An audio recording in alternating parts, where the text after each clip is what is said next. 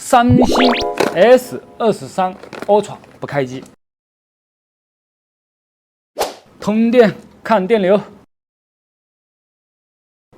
那这个很简单了嘛？通电漏电51，是不是二段短路？分层难搞。现在按开机键肯定也没反应，按一下开机键，来一点反应没有。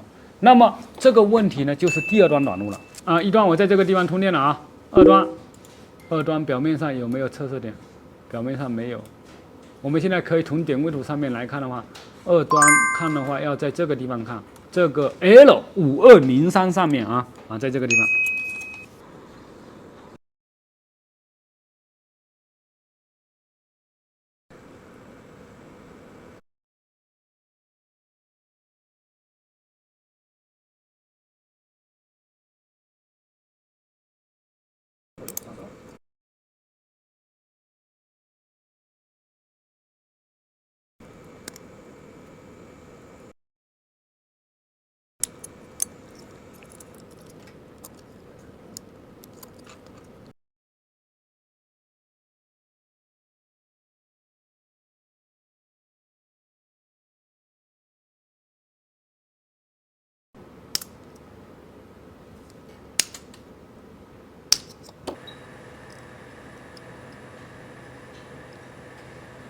好，来，那成像。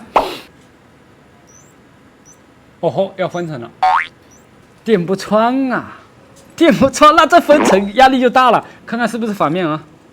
不是啊，确定了就是内部了啊，要分层了。它现在引起短路的问题是内部出问题了。好了，已经被我这个电源给电开了，我也是服了。来看电流，好了啊，不用分层啊。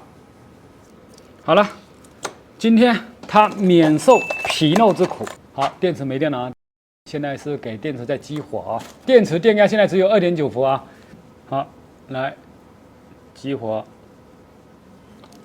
亮了吗？没有，又转动了吗？啊，不显示。啊，可以了，可以了，没电啊，还是没电。开机正常啊。